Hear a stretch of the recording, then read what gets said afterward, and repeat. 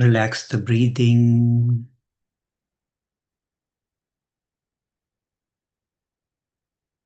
Hands are relaxed.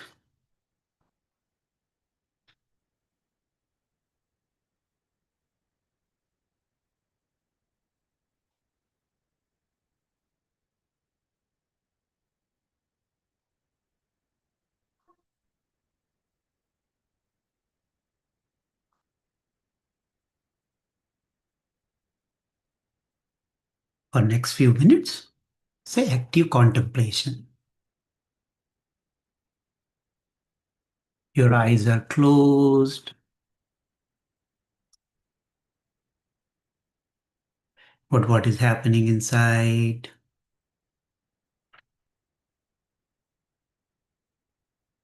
Even though eyes are closed, are you still seeing something? Seeing in the sense of certain experiences,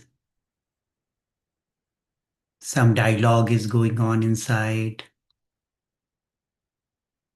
Your ears are not hearing any external sound, but are you hearing some internal dialogue?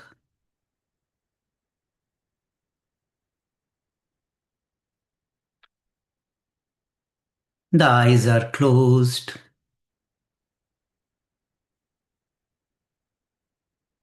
but are we seeing some images internally? For some of us, it may be like a dream-like state where pictures are changing fast. For some of us, something's popping and going away, popping and going away.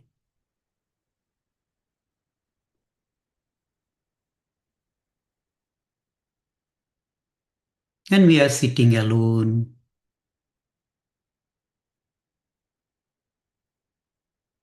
But are you experiencing any emotions inside? Any anger, any joy, any happiness, anything inside you? There is no external stimuli right now. Eyes are closed, mouth is closed. Very likely no smell until I am mentioning. No sense of taste. Very limited sounds. And almost zero stimuli from the touch, from the skin.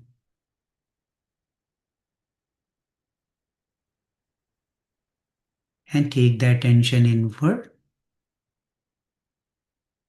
Are you still having a very rich and full-fledged experience of some kind of sound, internal sound, some images, some emotions?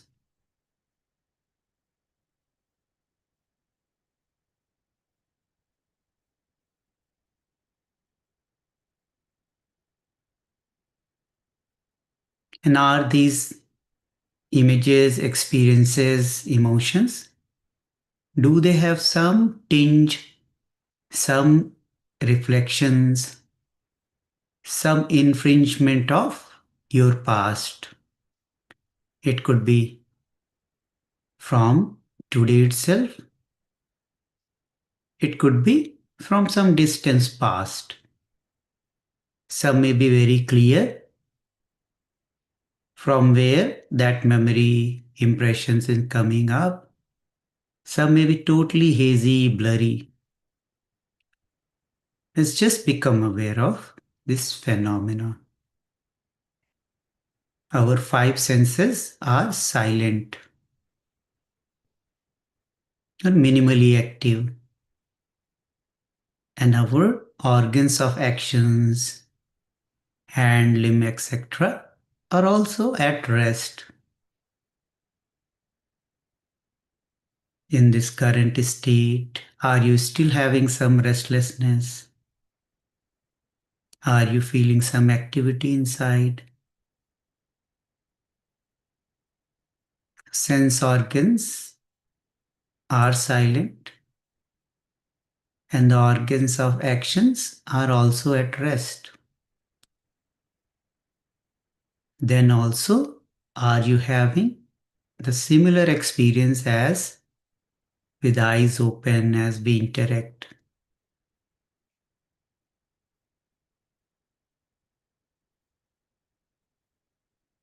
And let's take attention to the quality of that experience. Is it nice? Is it joyful? Is it relieving? Or it is irritating, is tiring? Any of the flavors of entire spectrum. Just become aware of what is the flavor of inner experience.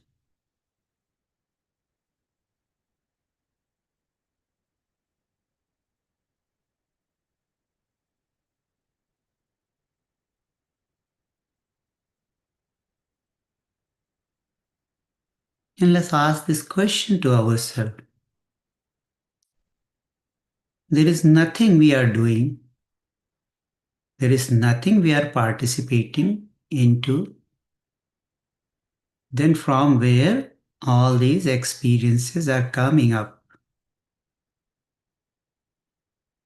And what is that faculty which is giving the flavor and continuity to this inner story? It's like a movie.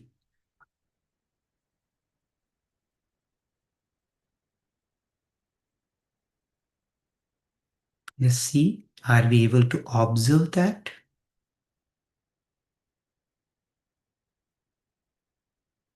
Stay alert for 1 or 2 more minutes. A deep breath in and let go. Another deep breath in and let go.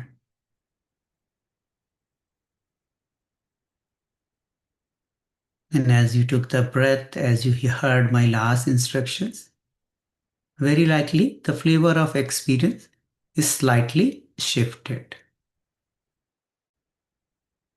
Another deep breath in and let go. Just keep breathing. Few deep breaths in and out, in and out, in and out.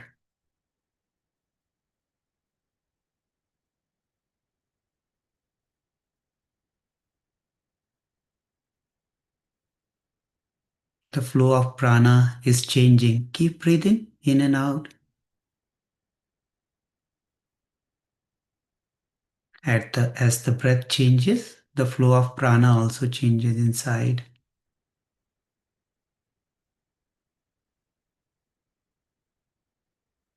And you notice as the flow of prana change, the inner experience is changed. There is a context switch. The previous story is terminated or changed or paused. Keep breathing in and out.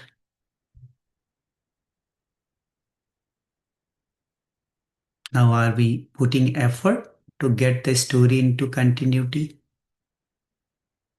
The spontaneous process of inner experience is kind of a little disrupted, or I would say, is changed. Keep breathing.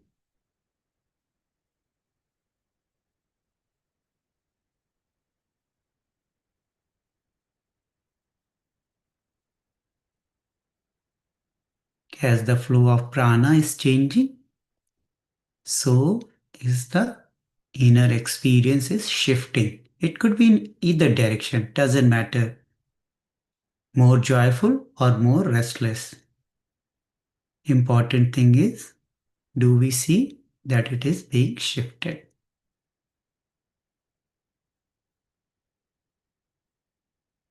and relax. Normal breath. And just become aware as we shifted the flow of prana. You might feel some changes in the body level also. So, how the flow of prana shifted something in the physical reality, which is body. Shifted something in the physical space where body is present. And at the same time, as the flow of prana shifted, the inner world also shifted. Can we observe that?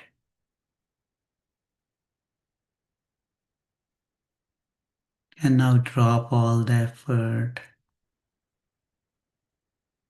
bringing the attention. Who was observing all these changes? What faculty inside us was observing all these changes, these phenomena? 10 minutes back, we didn't have awareness about this particular faculty, which is right now observing as if it is a distant observer. A shift at the physical, shift at the inner emotional mental space. Then who is this inside I which is observing?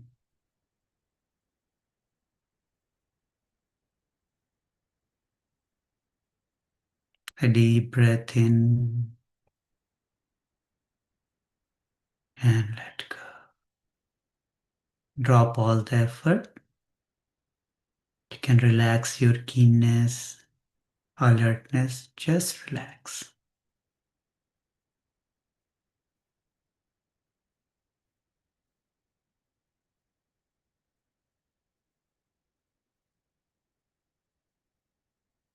A deep breath in.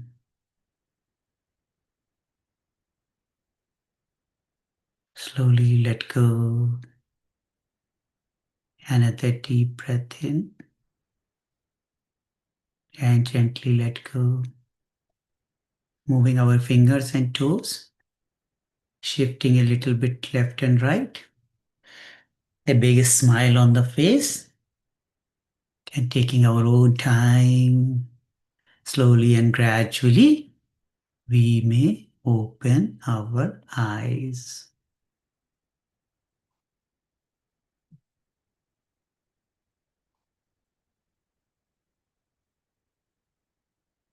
Just remember Guruji for a moment.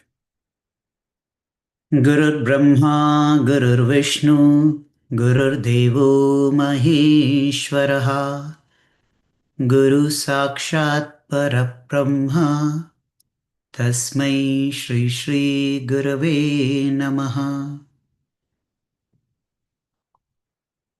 Prayer.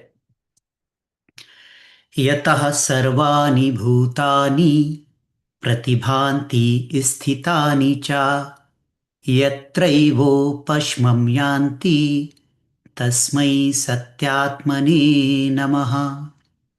Salutations to that reality in which all the elements and all the animate and inanimate beings shine, as if they have an independent existence, and in which they exist for a time and into which they merge. Jnata jnanam tatha neyam drashta darshana drashabhuhu karta hetu kriya yasmat tasmai gyaptyatmane namaha. Salutations to that consciousness which is the source of the apparently distinct threefold divisions of knower, knowledge, and known, seer, sight, and seen, doer, doing, and deed. Sfuranti sikra yasmat आनन्दस्याम्बरे वनौ सर्वेषां जीवनं तस्मै ब्रह्मानन्दात्मने नमः. Salutations to that bliss absolute, the ocean of bliss, which is the life of all beings, whose happiness and unfoldment is derived from the shower of spray from that ocean of bliss.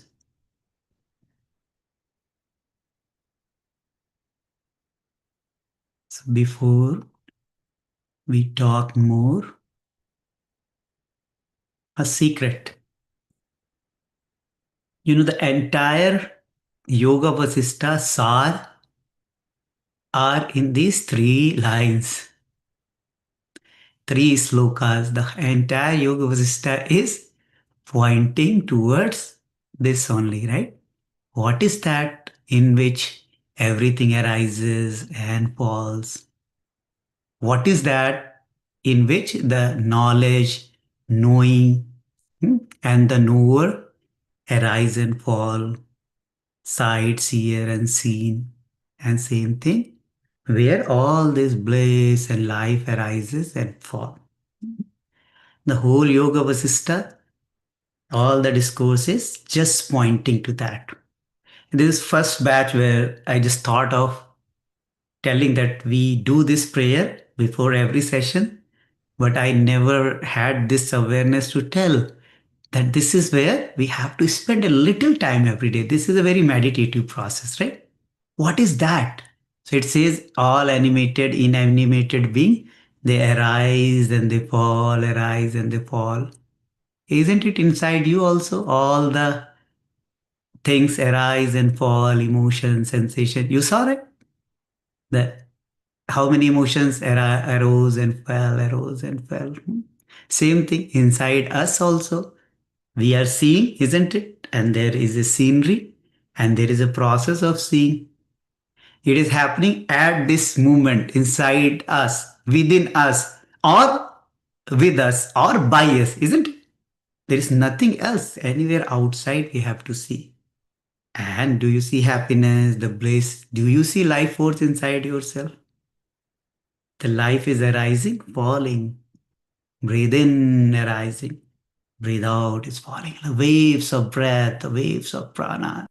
The same. It's a symbolism. A little bit here, but all these things happening. This moment and every moment where outside you or inside you or inside out or outside in, right? Something very profound is this prayer. It points to the absolute reality. Does it make any sense? Okay, let me stop here. Sharing. So I see Naveen is here. Naveen, you here? Yeah. Okay. Can we spotlight Naveen? Okay. Naveen, okay. Yes, sir. Share something, right? Free flow. Give some concepts to the group from the Advaita Vedanta, some basics, right? Take 10-15 minutes to share whatever you want to share, free flow. Yeah, I would start by saying that I started Yoga Vistas series last year, and I had very little awareness about the different Upanishads and the teachings that are there. All I was interested in Guruji and art of living classes, happiness programs, this and that. And I thought that should be it. And somewhere I'll hit that jackpot and I'll understand what it's all about. And then the wisdom series started, the Kathopanishad and other thing. There's another instructor from Art of Living. Um, so the Upanishads actually piqued my interest and then started reading a couple of them. Still on the journey, but it was a great meeting with Prabhaji and other team members here who have actually brought straight to the highest ontological truth now, straight away. Now I'm trying to do some level of reverse engineering, like what is this? I'm trying to bridge a gap between what reality seems to be to me and in a plane of consciousness that I'm operating in a waking state, to the ontological reality, the highest supreme truth that is actually shared by Yoga Vasishta, Guruji, and so on. Um, yeah, I just came. I mean, I'm trying to recollect. There was an early Vedantic times where Ashtavakra and Yoga Vasishta were the main, the texts that everybody reveled in and understood, and pinnacle of truth, etc. Only that some part of the throughout the age, people forgot this, and then they picked up again. But from that Acharya Trayos, like the Madhvacharya, Ramanujacharya, and Shankaracharya, they kind of revived this uh, understanding of the ancient Upanishad text to a more modern society. We call it more like Neo Vedanta kind of thing. So it's the same thing, but they're trying to bridge a gap there from our apparent reality to the actual supreme reality.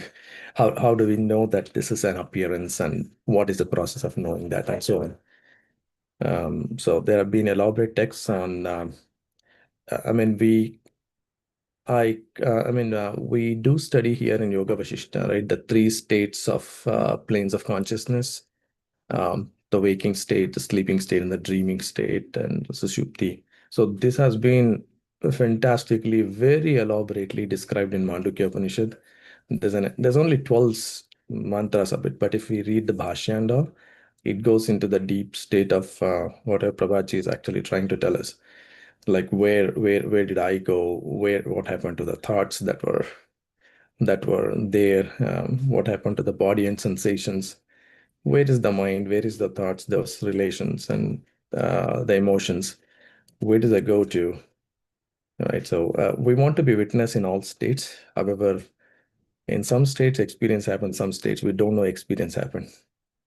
So that the Mandukya Upanishad, for anyone interested, would be, you can actually go into the very deep states of human experience themselves. So that was one of the things that I heard. And about the creation, chapter 3 that we read, the, the closest thing that I read on that one was about Svetashvara Upanishad. So from that rishi who actually did that, there's some 100 plus verses on it. It all of them blends very well with what Yoga Vishta is telling in that we are studying here. It's actually, I should say, Yoga Vishta is much more detailed than the most condensed form of Upanishads that have been put in there. So it's actually, we are all in a good place where we are being able to talk, share in a group like this. Otherwise, we would not know whether our experiences and understanding is actually the right way of knowing, or is that right or not. Um, so somewhere along the line, along this journey, the the knower has to dissolve somehow, because there is whatever that is there. Once we know, somebody Raji was asking this, what is that would do once you understand the complete ontological truth and the highest truth? What would you do there? What you find there is what is here. So I started putting that question to myself, and I started sharing. "Yes, this is interesting. Yeah. But I think the biggest difficulty was in trying to understand how we see whatever these appearances, manifestations, the sun, the moon, the universes, the plants, the trees, the other humans that I see, and all the life forms is an appearance. Okay, so it is one thing to take that as the highest truth, accept it, but it also have to come to some level of realization to happen. Otherwise, I would be myself bypassing spiritually and going to the highest one and saying that, oh, now I know, I don't have to do anything, but yet I come back here to this plane of consciousness. I still have to operate here based on the rules that have been set here. So yeah, that consciousness itself is it's a subject that it's somewhere I wanted to know about the medical science side of it. What is exactly consciousness? And you won't believe it. I saw something like 300 plus articles on that one. trying to explain what really is this one. According to neuroscience, it's an emergent behavior. Matter is there, and through our process of thinking and thoughts, consciousness arises. But Yoga Vashishta is actually exactly the opposite. It says consciousness is the most primary fundamental thing out there, and everything else, the matter, energy, and all these are appearances in it. So these are like 180-degree apart, and all I can say is if there are 100 and 300 plus theories of consciousness, that means we haven't understood in modern life yet. And in one beautiful text, here we are. Yoga Vashishta is so nice, so good. And thank you, Prabhatji and team, for bringing up this forum. We'll continue to learn and uncover more jewels. Good, good. So let's talk a little bit about this, right? I think this is something which many of us are thinking about this. Let me see if I can do this one. Okay, hang in there. Let's take this thing because this is where from last few of these sessions,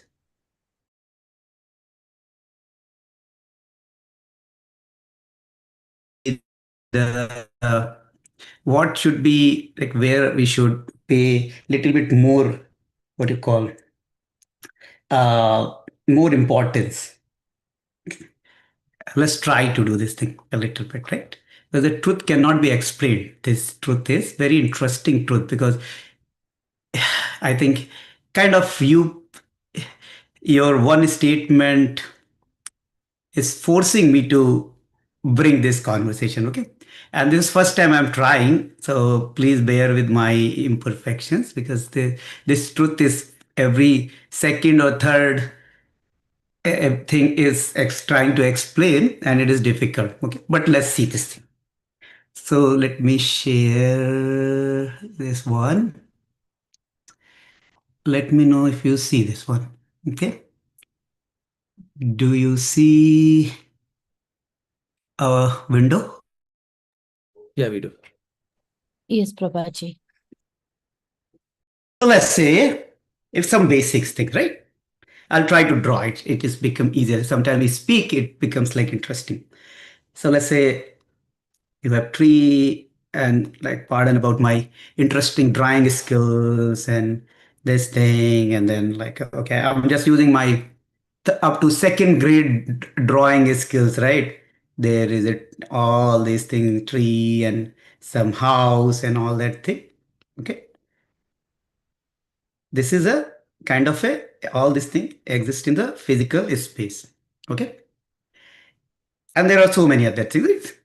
And then we have eyes, we have ear, tongue. Pardon my spelling mistakes also. Eyes, ear, tongue. What else? Nose. Skin.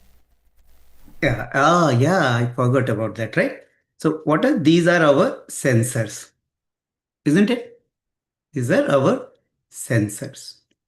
So, from here, the stimuli, the source of stimuli is outside, and then they go to the sensor, and then there is some faculty here, which is just 1 second. Wait करें भी जाए Vedanshi.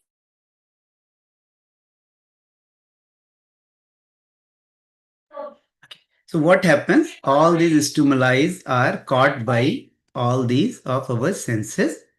Somewhere they go into the some processing unit. Okay. And that processing unit start making some inference out of this thing, right? Like whether it is right, wrong, it is food is too hot, food is too cold.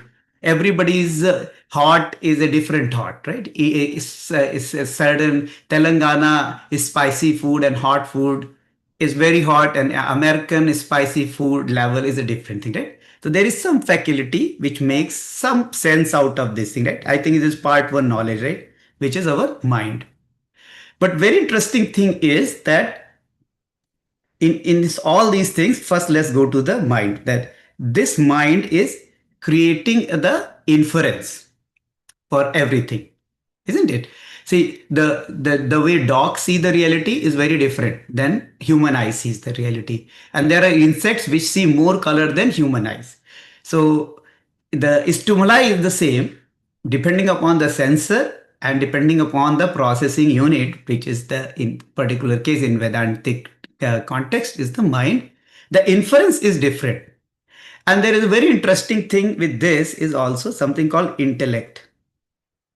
You see a person, the face is same, but the same person will bring joy to someone and a complete opposite irritating feeling to someone else, isn't it? Right? The face is same and colors and everything is same, but the inference will become different, which is part of the intellect. Right? That intellect derives that thing. It is part for knowledge. So why Naveen peaked by this thing is that that we came to art of living and you thought everything is good, but I think it pushed you into the PhD level. But let's see that Gurudev has made all this Vedantic knowledge so simple, and then we'll come to some of the higher aspect what we talked in the Vedantic thing.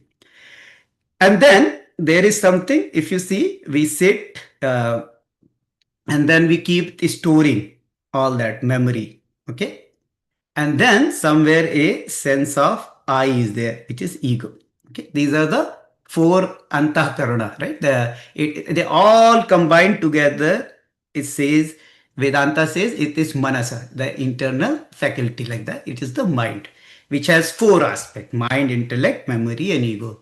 This is what Vedanta says, and Gurudev made it so simple. Oh, 7 layers of existence. Okay, he makes this very simple. And then there is something, the self, which is the, in absence of a proper definition in science and all, which is consciousness. Naveen is trying to read 300 papers and everybody is confused. So it is not so bad that we are confused. I mean, so nobody has given, it is one of the unsolved problems, hardest problem in the science. It is not yet solved, right? But what I wanted to bring the attention is that there is a physical reality, there are certain sensors, okay, and then there is a inner faculty, antahkarana in Sanskrit they say, right? And these sensors are the bahya karana, like the external sensors and this internal equipment, right? So these are the division between this. And then our limbs and all are the organs of actions, like hands and legs and organs of excretion or organs of procreation and all that thing. All that thing are limbs of action. So this is another part of the Vedantic knowledge. So if you go to all these Upanishads, they go into this thing. Okay, these are limbs of activity in the physical space, hands and mouth and tongue and this thing. Then five sensors. Then internal these things, and through which a picture is projected. Where the picture is projected, sometimes mind is absent and then the key is there. Your spouse says mind is absent, key is before their eyes, they don't see it. You guys are always good, no problem about that. So when this part, this layer is not fully present, what happens? The external sensors are sending this, but nothing happens. But what illuminates this thing? Because mind is already there, right? Same thing, eyes are there, they are seeing, isn't it? Same way, mind is always there. Have you ever seen your mind is completely silent? There is something or other thing is shifting. But what illuminates everything is something which is consciousness. I mean, I'm just jumping, but this is a inner experiment. That is what in every contemplative meditation I try to bring. Okay, what is observing, what is giving the life to that reality, life to that experience is the most important thing. Do you get it? Right? That is what it called consciousness. Okay, so far so good. Happiness part for knowledge, and this is one of the deepest foundation of Vedantic knowledge. So the important thing I'm trying to highlight is Gurudev makes it so easy because he cuts down the intellectual gymnastic. It just gives the understanding. If you haven't done part one with me or Sid or someone, or Raji, repeat it. They will explain it really well, right? Okay, good. I'm just joking there. Now, what happens is that there are a few more things which we need to understand. Okay, so I'm just moving here. Okay, now Naveen picked a very interesting thought inside me. He's saying that I want to relate all these things in the medical thing in this reality. Okay, now let's understand what is this reality and why it is so supreme, because that is where this idea is, right? This reality is so supreme. Okay, so let's say we talked about waking, isn't it, and dreaming, and then sleeping. There were three aspects we talked about, isn't it? Okay, what all these Vedantic things come and how they tie to Yoga Vasistha, will come to that, right? Do you know you have a body which is only available to you in each of these states? Your physical body, what is this physical body, is only available in this waking state. Yes or no? In deep sleep, body is there, but it is not available for your use. If you feel thirsty in your dream, you cannot say, "Oh, I know water is there." In sleep, you take your hand, open your water bottle, and drink. If you are thirsty in dream, this body is useless. Yes or no? Right? So let's say in Vedantic term, it is like, let's say we call it waker. Do you have a waker?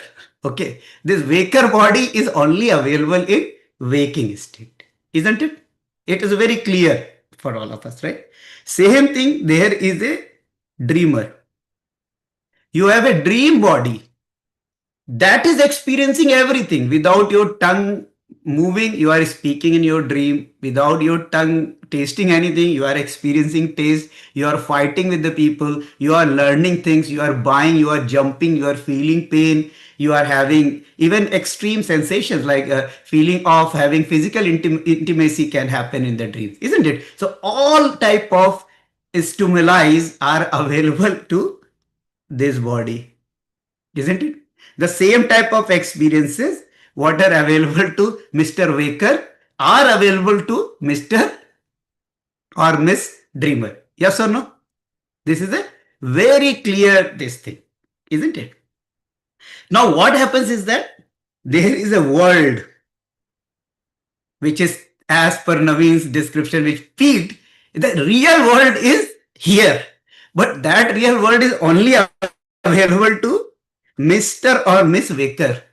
That real world is not available to dreamer. The dreamer cannot drink water from the physical world, isn't it? If the dreamer is thirsty, this connection is not available. The dreamer, like Astavakra Gita, Astavakra was a king in the waking state, right? In the dream, where Astavakra's journey started, he was a pauper, he was a beggar. He has a kingdom in this realm and he was a pauper on the other realm. He didn't even have food to eat. Yes or no? So whatever is available to Mr. or Miss Waker is not available to Mr. or Miss Dreamer. There is a complete different world altogether. Now, sleeping will come to know. Like so far we are good here, right? So what is very important? Is this reality important or that reality important? Now, very interesting thing what happens, there is a very strong disconnect here.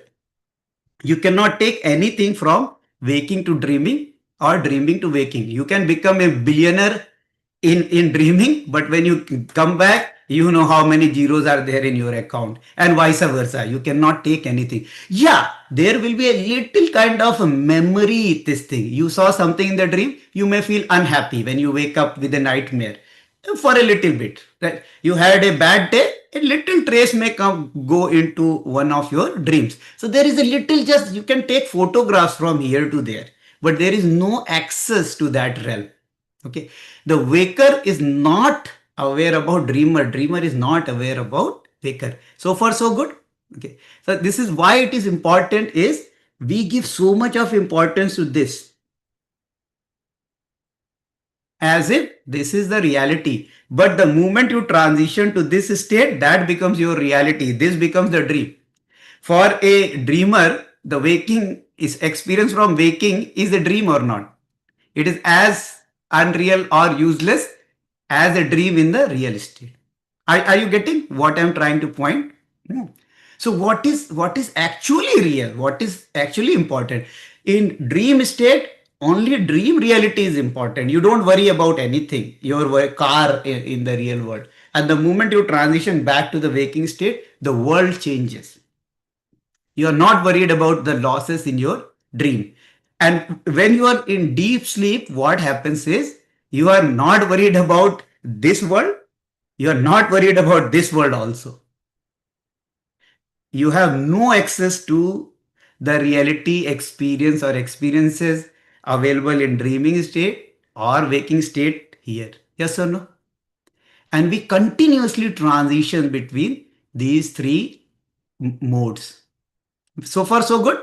I think with picture, it becomes a little more serious matter. Like we have been talking the same thing from day one in this series. But all of you, the faces who are I can see on camera, they all are looking up in such deep thought as if you are hearing first time, right? Maybe picture is forcing you. Okay. Now there is something very interesting things happening. Who, what was common across these three states? So Upanishad, Mandukya Upanishad, Mr. Naveen. Okay. What was common across all these three transitions?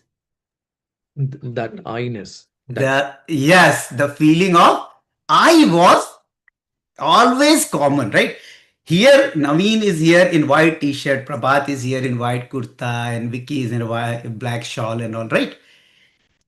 In dream it could be very different, right? And sleeping, we have no body actually. The sleeper is a bodiless experience, right? So what is happening here is, but there is this sense of I is always available, right? It is so common. It's Mandukya Upanishad and Varaha Upanishad and all Upanishad, they just go and point to this thing. What is that which is always available? So what is the substratum, what is common across all these things is this feeling of I am. Usually I don't do this thing because this is what is the homework. After listening to all this thing, this is where we should go naturally. Right? This is where the awareness need to go. I am. So I'm just like doing the shortcut because we have only two more sessions left as per our commitment, right?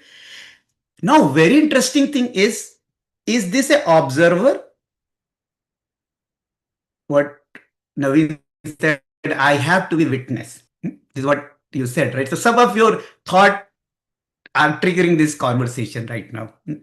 So do we have to be observer? My question is, do you have any other option? You are always observer. I am always observer. The only thing is scenes are changing, right? Sometime I am observing this, isn't it? Okay. Then what happens is the scene changes and all of a sudden I start observing this, isn't it? And sometime what happens is I started observing this, and this the last magenta circle. You can ask me, what are you observing there? Okay, it's very interesting. Okay. I was just thinking that okay, how to put it there.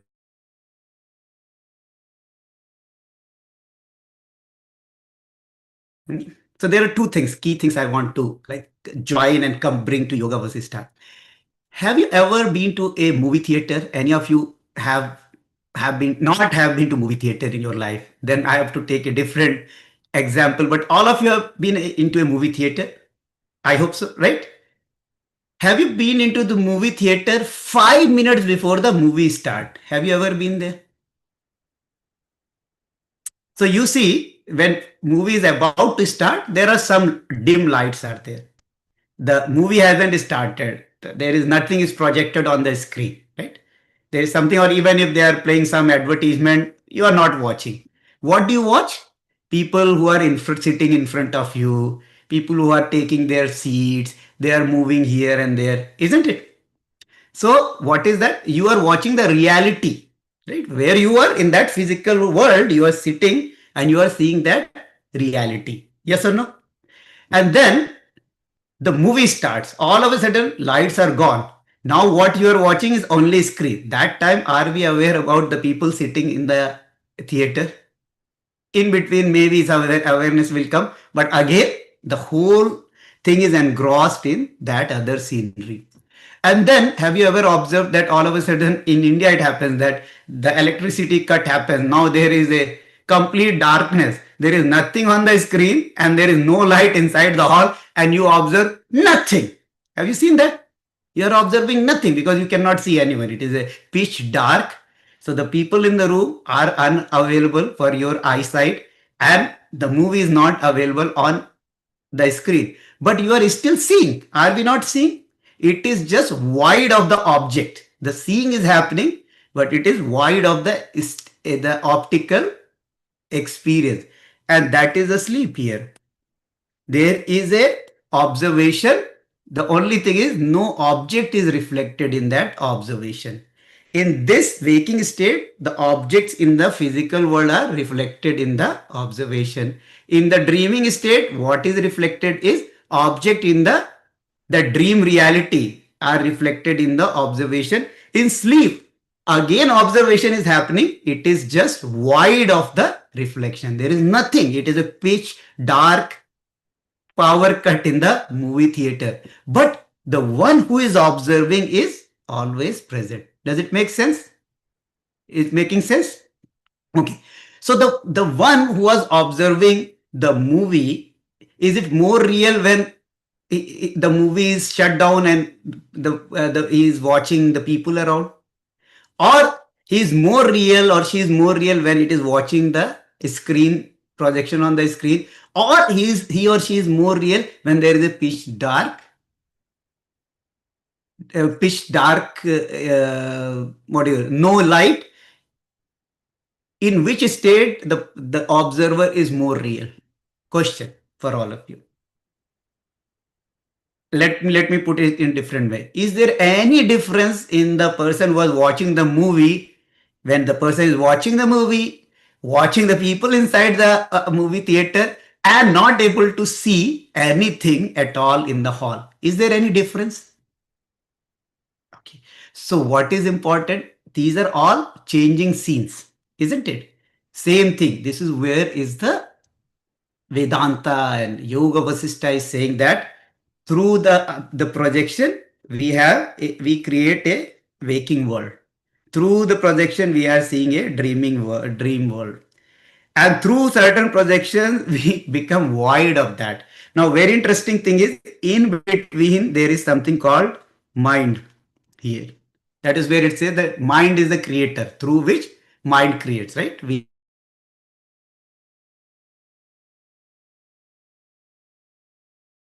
have a different reality. You had a file with your friend, during all this minute the only thing come with that friend, right? You have a some plan in future, you want to do, you want to go somewhere, you are sitting, and only during meditation you are taking the flight, you are doing the shopping for that trip, isn't it? So what is giving the color to that observation is, this is called the mind. This is one thing which is on and on, comes like what gives. But the only thing is, this mind is like a VR reality. This is the glasses. You see the glasses, and with the impression and color on the glasses, the reflection on the behind, that changes. Now this is simplified. I mean, the language is very poor to reflect what is consciousness, because there is nothing to like consciousness. I mean, Shankaracharya has talked about that, like what can be explained in languages and all that thing. I'll leave that thing. But this is where we need to understand, because I get lot of this intense objections in this session. So does this mean we do this thing? Does this mean we should leave this thing? Does this mean this thing? No, no, nothing is required to leave or pick it. These are the different modulation of projection via the mind.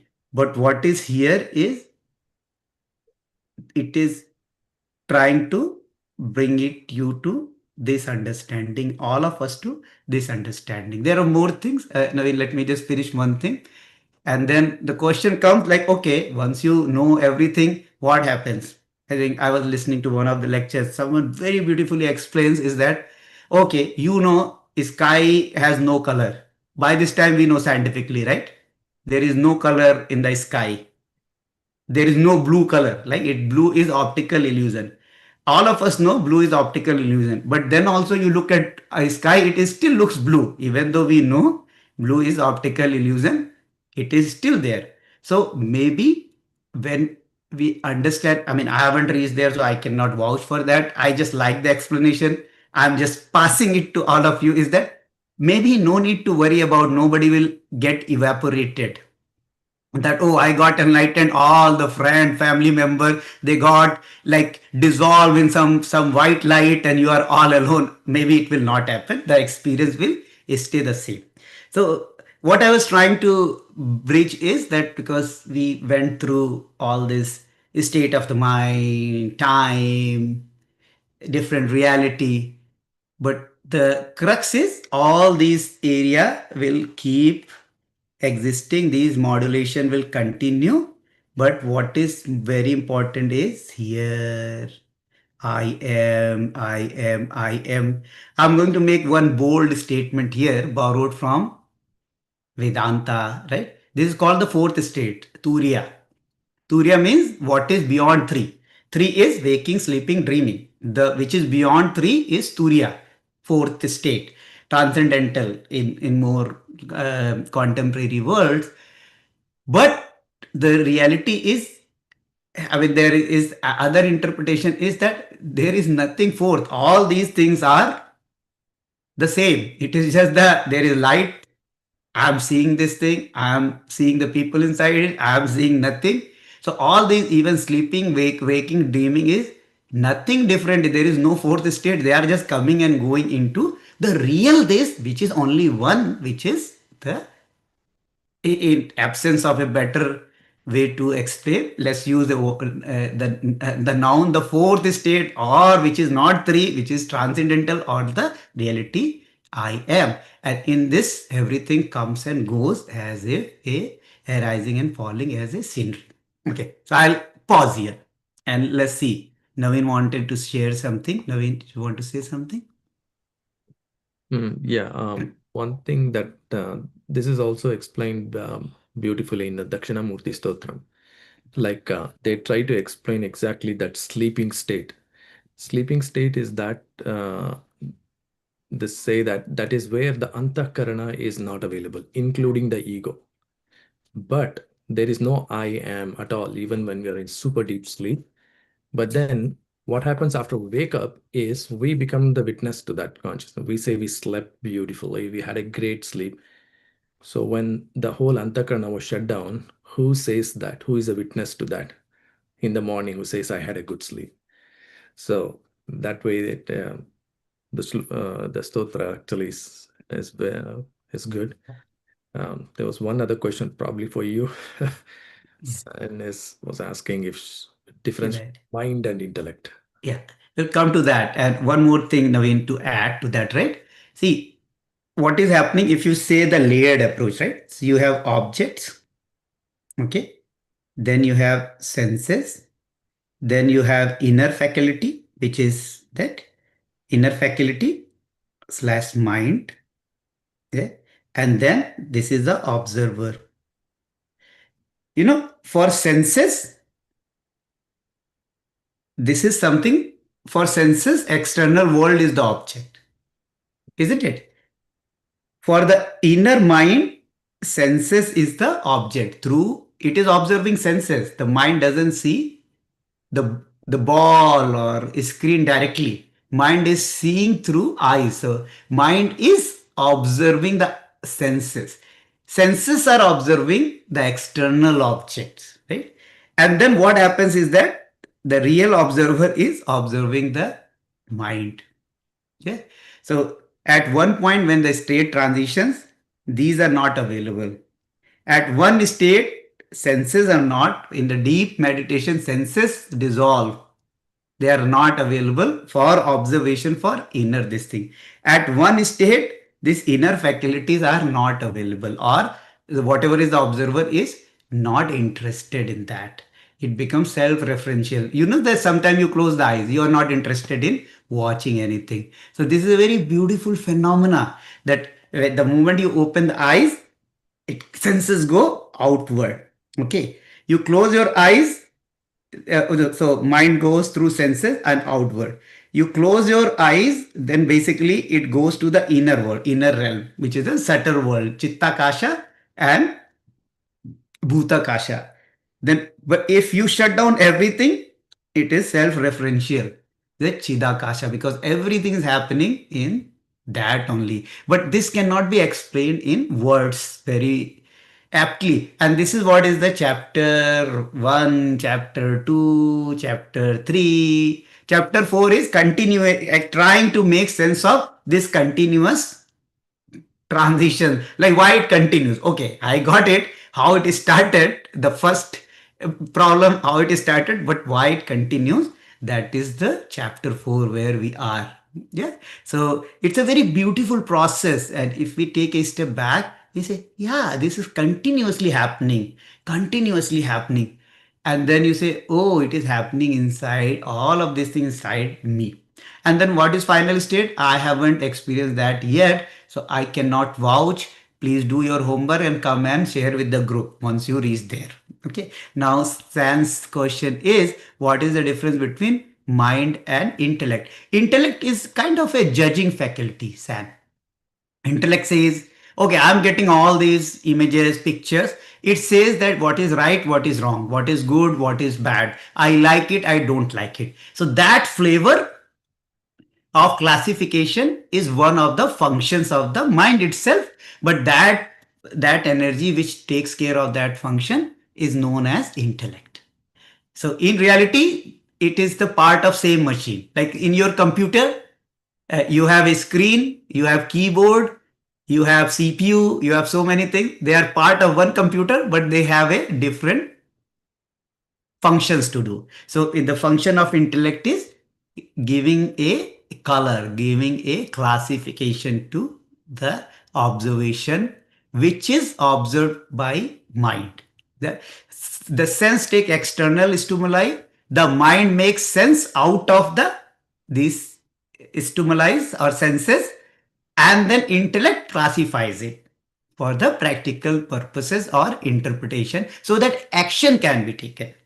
You know, when we see food, some food we decide not good food, some food we decide good food, right?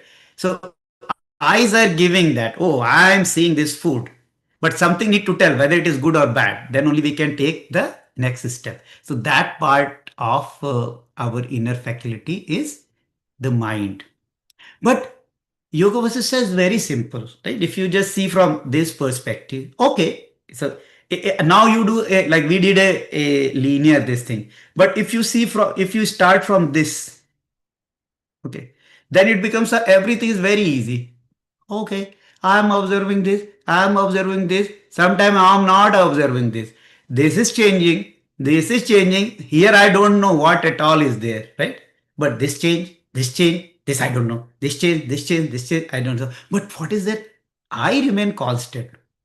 The event come in my life, right? Good event come, they don't touch me internally. Gurudev says, right? Aho Niranjano in Astavakra Gita, you are untouched. So whatever you have eaten yesterday, very hot food, today has nothing. It is just a memory. It has no impact on the awareness.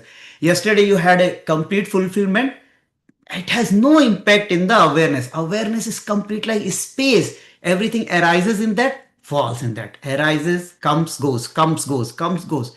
And it is untouched. That realm is untouched. This is something which, I mean, you go and then it becomes so vivid reality. Yes, I am untouched. Nothing touches me. Okay, somebody shouted at me. I had that emotion. It goes up and down. It, but next day, nothing touches me. I'm again the same. So once the mind is silent, right? Those films are gone, the projections are gone. You just see, Aho Niranjano, I am untouched.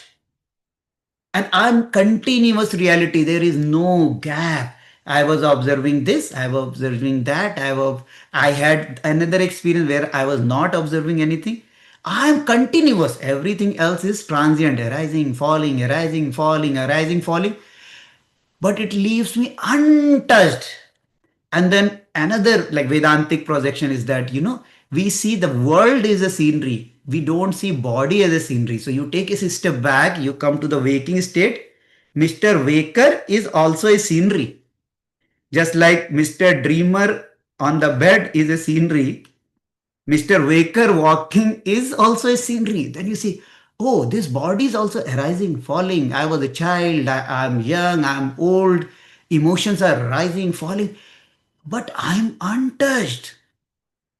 It is just yet another experience. I mean, it might be a little heavy for some of us, but take a step back and you will be, it will become such a solid reality. Gurudev says in the, if you repeat part two course, there is a short 13 minutes video. Life is magnanimous. He says, life flows is so big. In between, some event comes, like water splashes. What happens to the stone? Nothing happens. Same thing is because nothing touches that. Language is not powerful enough. Nothing touches that reality. The most pleasant, most unpleasant, they are just pictures. Come, go, come, go, come, go. Everything is coming and going. Where? Inside me. Waking is arising, falling inside me. The world, waking world, arising, falling inside me. Dreaming world, arising, falling inside me. Sleeping world, I am not noticing. But I am constantly there. There is something which is unchanging. Gurudev says, what something is unchanging. So it's a such a powerful knowledge. Gurudev took all these Upanishads and Yoga Vasistha, Astravakra, made it so simple. Don't worry, I'll take you there. Do so hum, so hum, so hum, lie down. Okay, body is there, world is there, room is there, teacher is there, but I am chillaxing. You see that? So it's the that powerful space. Does it make any sense to anyone? Okay. Okay. So what is the question? Is the self the same self in all of us? How we are connected? Okay. Let's try to do it. Means one more thing.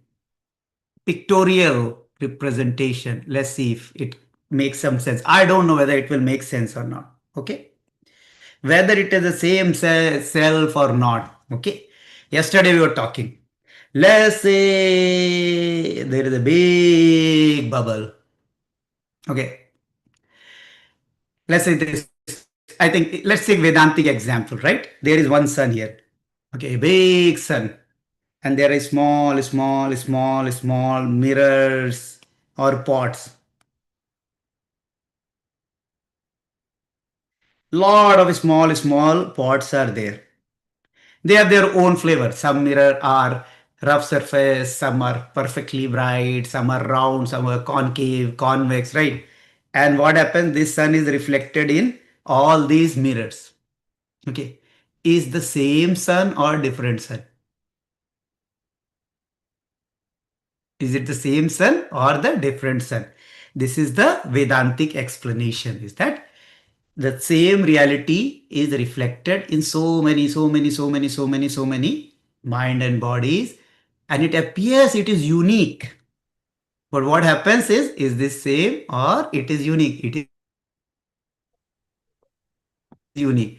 With the reflection is not purely the sun, but it is a reflection of the sun, right? So the reality is same with a special qualification. So this body gives a qualification to that reality. Yeah. Does it make sense? Yeah. Now, the it's a very interesting thing. I mean, I don't know whether I should talk about that or not, right? Now, the other example which Vedanta uses quite a bit, the example of dream. Okay. So you are sleeping. Okay. Bear with my drawing skills. You are sleeping. Okay. All of a sudden, in that sleep, you created a big world. I think we have talked in previous session. And in this big world, you created more people. There are many people in this world, dream world. Okay.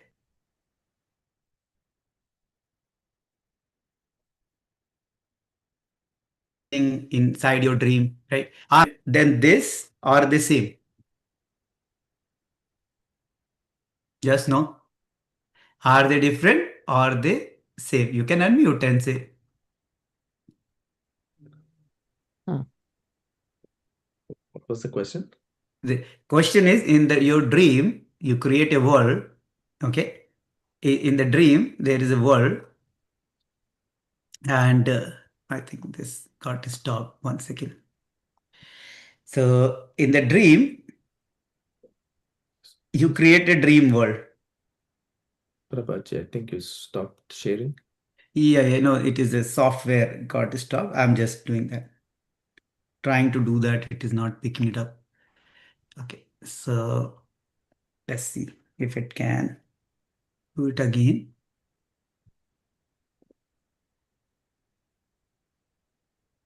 Maybe the signal is don't talk too much about this part, but let's see. One last attempt, okay, if it works. Okay, so okay, here in the pictorial representation, let's see. So what we did when we were sleeping, we created a dream world. Yes, we all create a dream world, right? And there are many characters in that dream world. Are they same as the person who is dreaming, or they are different consciousness? Same. Same, right? Now imagine somebody else was dreaming here, a two level of dream. Okay, this person is dreaming, which has this dream. You see that? Mm-hmm. And is in this person's dream, there are more people dreaming. Like there are more world like this, right? There are many more world. Okay, all these are this person's consciousness or something else.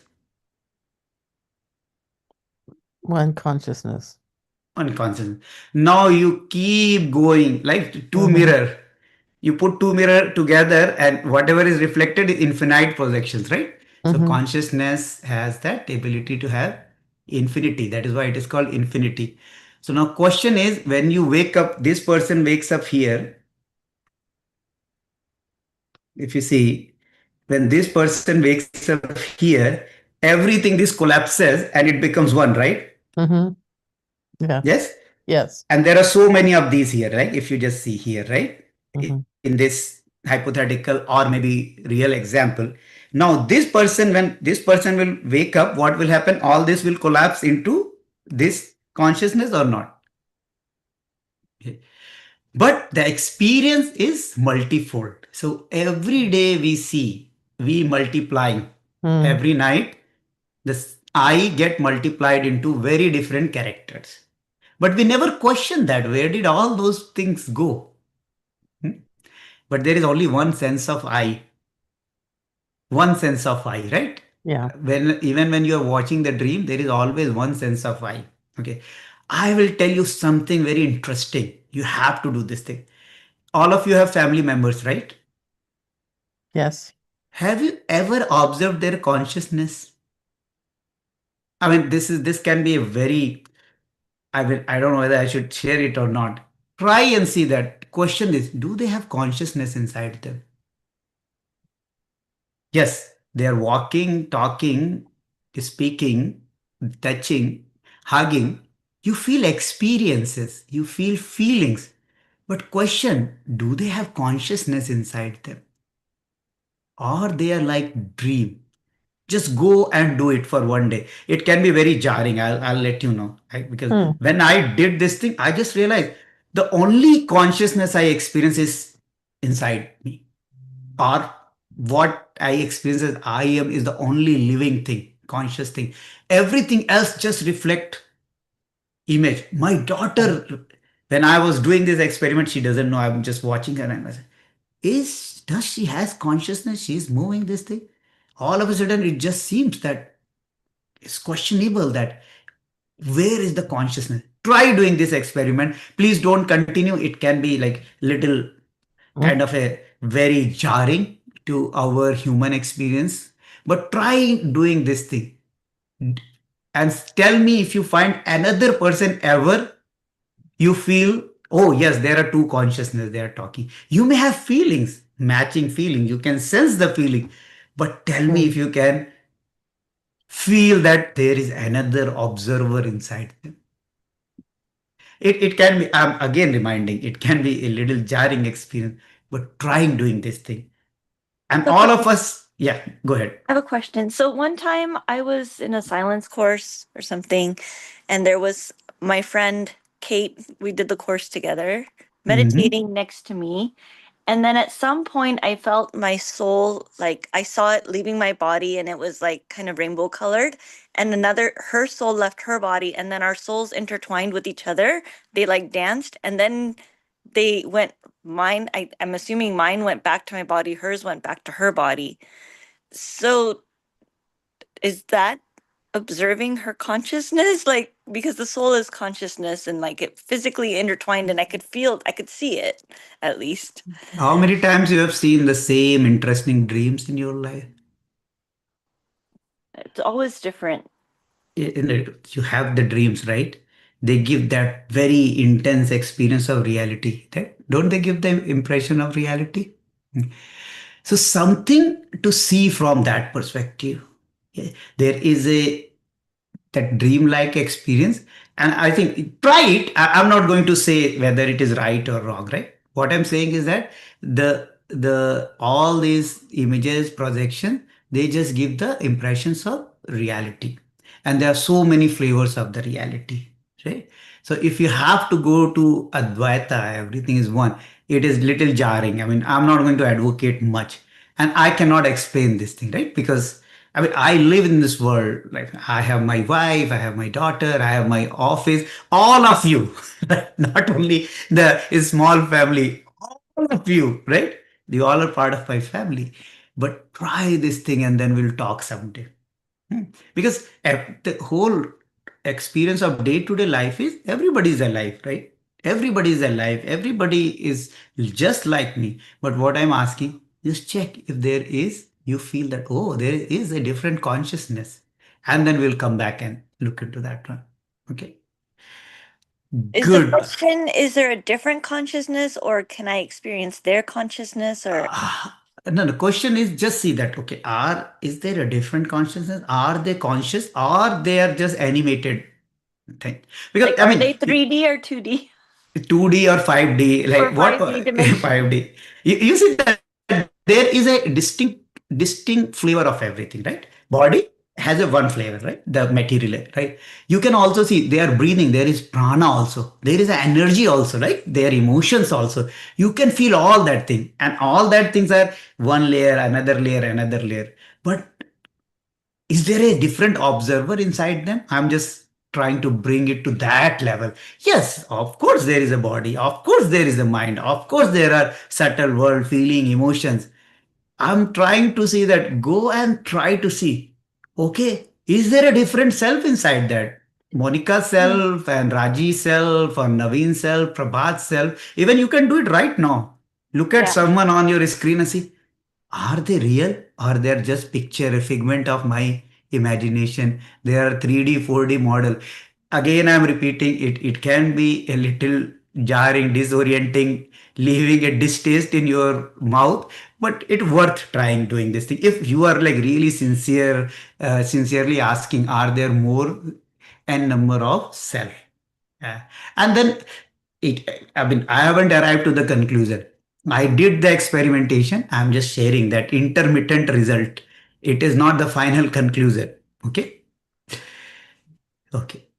Yeah. Linda, I wouldn't say that there is only one observer. So I would say just go and try it, right?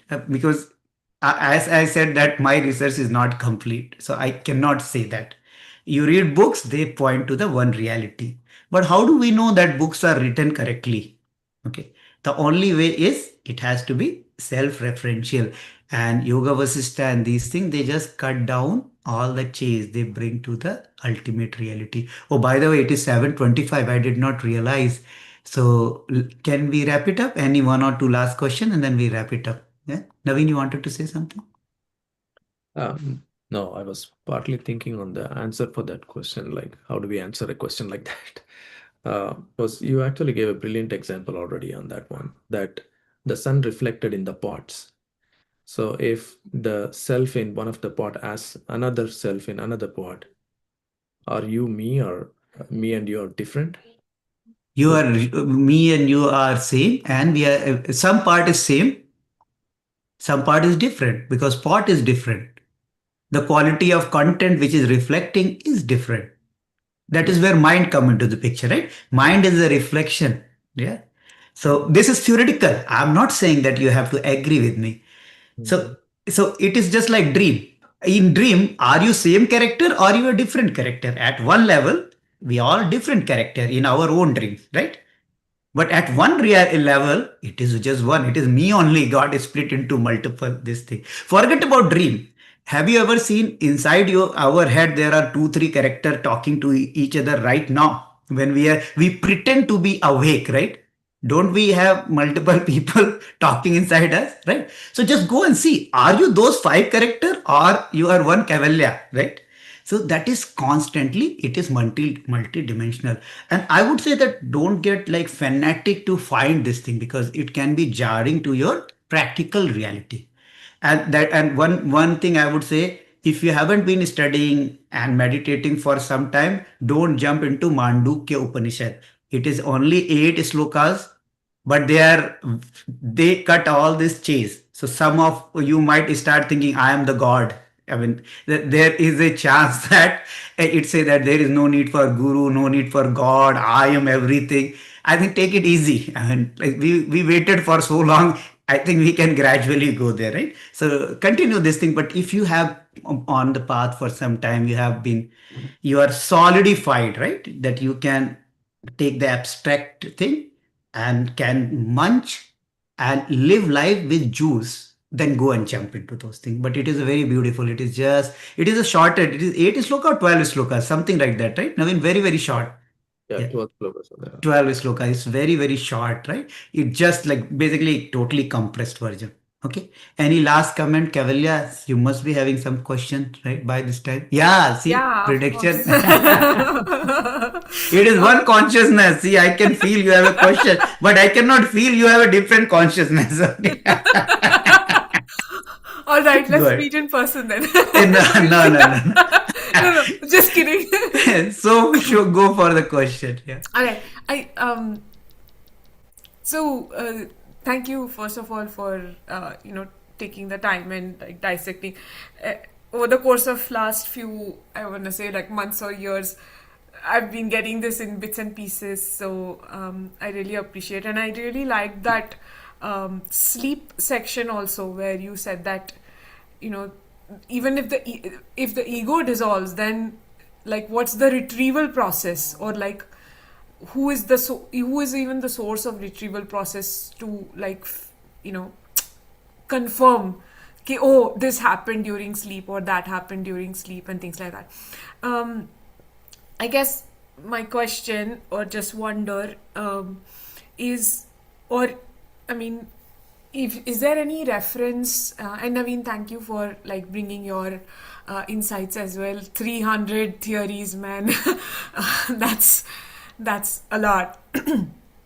Is there any reference or like mention of the source or the trigger for a particular dream or different kinds of dream? And I know this is more of like an information question.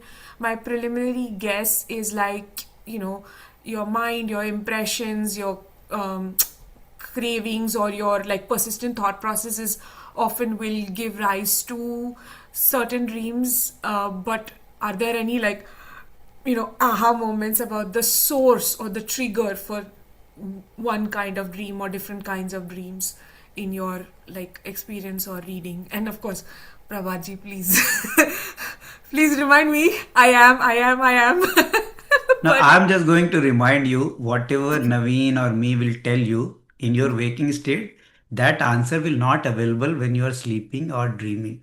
It is in best case, it is one third applicable. Okay. Okay. So what is the best is you go and figure it out yourself, right? I'll not stop Naveen from speaking because Naveen is a very learned person. That is why I'm requesting Naveen to share this thing, because I mean, for me, the intellectual pursuit is very challenging. I just understand a little bit. That is good enough for me. Naveen can share more. From my perspective, I would say why you rely on somebody else's information. It all is happening inside you. You go and figure it out. Naveen, you want to share? Yeah, that is true. I mean, the only thing Kaivalya, we can say about that state is none of the Upanishads say, put a finger on it and say, this is that state. They can't do that. What they say is the only thing that uh, the only person who can say that I had a good sleep the next morning is you. So you and I were witness that we passed through that stage. If we have not woken up the next morning, then we would not know whether we passed through that state or not. So it is that state of I don't know. So the only thing we can say is it's an I don't know state that I crossed, where I lost touch of all the physical elements and all the inner instruments. Everything was shut down, but I survived that state and came back next morning. So I am witness to that. A witness which is telling that I don't know what happened. So So if I think the question was, oh, sorry. yeah, Cavalier, I think your question is rooted in like these state transition, right? Where Um, what is the cause of this transition, right, from one to Mm, other, and how you go no, back? I Yeah, okay, actually go ahead. wasn't questioning the transition, or Mhm. like I've already agreed that yeah, whatever happens in sleep, it is like kind of hard to retrieve, right? Because we're sleeping. Like forget I am sleeping, so I wouldn't know. So that is yeah, I'm agreeing with that. I'm just saying like it was just so nice to um, you know be in that experience where all that was shared.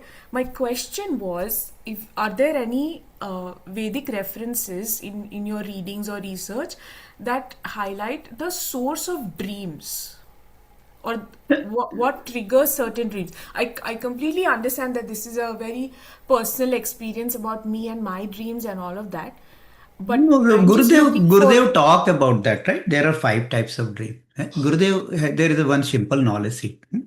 And I think it takes like there are five types of dream. And many of the dreams are related to the time. So like let's say right now there are a lot of wars happening or something. You may see dream, the content of the dream will be related to the time. Some of the dreams are related to the place. You go to a new city. I'm just recapping Gurudev's knowledge that. So whatever impression you got on the new place, your dream might be colored with that. Some of those things are related to your past experiences. So they come from the memory. So the source of those dreams is it is just like a moving picture, right? So they come from your past experiences. Some of the dream, I think Gurudev tells is they are premonition that something may happen. I think there are, you saw that, right? Time is not real. There are layers of time. So sometime the consciousness can hook into whatever is a different theater and peek something, what movie is running in that theater. So that becomes a premonition. And then fifth type of dream is all of these things together. But the source of dream is just the impressions, like some of the these are five type of impressions, right? Yeah, four, I would say four type are impressions, and fifth is a different realm, that at this space time fabric, if there is a little quanta jump or some connection, so you get the premonition, like people see that something may happen in future, right? Some dreams come true, so they means somewhere it was happening, and at this level consciousness was able to Pick it connect to up. that. Yeah, Okay. so the source of dream is very much is that is the residual of your chitta, Okay. residual in your memory. So Okay. type could be place, time, and all that thing, and these factors they do this type. And it is just like movie, right? Whatever you are seeing, if it is a picture created by the mind. This is what Yoga Vasistha said, that they go to the creation, read the creation part again, right? Now, dreams are a lot about the residual from Chitta. Okay. Yeah, thank you. Yeah, I was just like, okay, whatever my mind has either processed or incompletely processed or still holding on to, that will most likely be like a raw material for the dreams. And I'm remembering that very cute scene from the movie Inside Out 1, where it's like a little uh, the girl kind of picks up on whoever has seen it might relate with that, but I think the dream Yeah. productions or whatever that's called is like Yeah. is something that you've just mentioned. So The whole thing, everything is so fantastic, Cavalier. The only problem is it just gives me a little sense that you are giving too much importance to waking state. The dream is not that important right now, or sleep is not that much important, right? And what happens is that when we say, oh, waking is the reality, then we lost the game. Okay. Then we are making the waking as a reference come and go. It comes from chitta. Oh, sleep. Nothing is available. I think that is the something we have to take one more step back. Oh, waking state is also as unreal as dreaming, as real as dreaming, or as real as sleep, or as unreal as sleep. So that is where we will start going to the something which is unchanging, in which all these three states come and go. But it's a journey. I think we cannot push ourselves there. But it is just a pointer to look into that. That, oh, am I trying to assess the reality from the waking state? Hmm? And which is the most prominent state. It is a what endures in Yoga Vasistha, the previous session, right? What endures is waking state. What is transient is dream state, right? Where there is no experience is sleep state. So the only difference between waking and dreaming is the longevity of a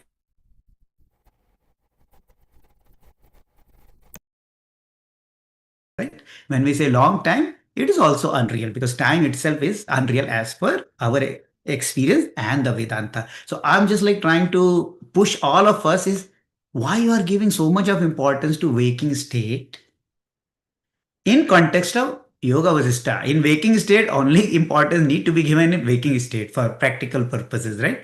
But to understand what is unchanging across time, space, and the states of awareness and consciousness is the subject. It is not object, and it is self-referential. So until unless we realize that okay, there is more than waking.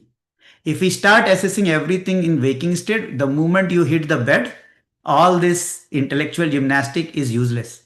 You see that? But only in waking state we can understand what stays across all these things. So it is most important, but it is also not the most important. It is a little contradiction. Does it make any sense? yeah, it makes complete sense, and I agree with you. It's just that I have to like, at least for myself, I have to process of elimination, right? Like this isn't it, this isn't it, this isn't it, this isn't it, and then I'll get there. No hurry. No hurry. Like, we can live with one less enlightened master for some more time. Keval, yeah. Oh, I don't care about mastership, but I'm just joking. But you get it, right? I yeah, think, yeah. no, I agree. I do see that as one of your very consistent messages that we need to go back to the seer, and it goes back to the first shloka of the prayer. So yes, completely agree. But the thing is, my intellect is still in the waking state, right? So I cannot help but bring questions also from here. Let's see what happens. Right. No, all is good, right? And it is not my message, it is Yoga Vasistha's message, right? I am not qualified to give any message. Maybe I'm just reminding something which resonated with me. I'm not qualified to give that message. Gurudev and those sages are qualified to give that message. So Karthik has asked, is this ego is part of the mind? Yes, ego is one aspect which gives that I'm unique, I'm separate. That is also part of the mind energy. Okay. Anything else? Or we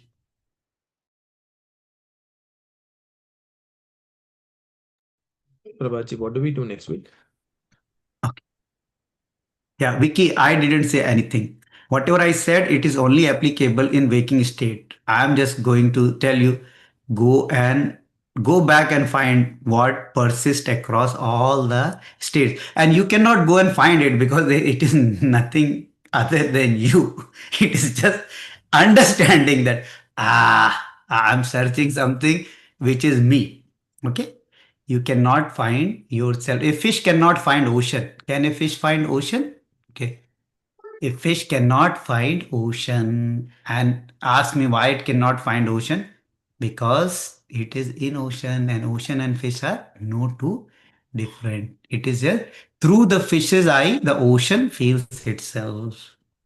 So I'm not saying anything. I'm just trying to force all of you to understand something which cannot be forced. Right? I'm just reminding, I think there are so many stories, they become Harry Potter. I don't want to have that thing. Even if we can get one consistent theme out of these 11 weeks, that is my kind of a futile effort. It happens on its own. Like that, what is that?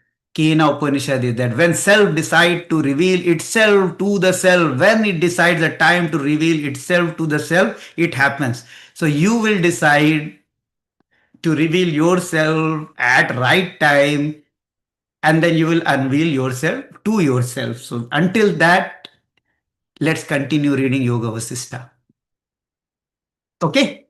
So with that, thank you so much, Naveen, for sharing your experience and bringing the authentic references from various scriptures and Upanishads. Very grateful.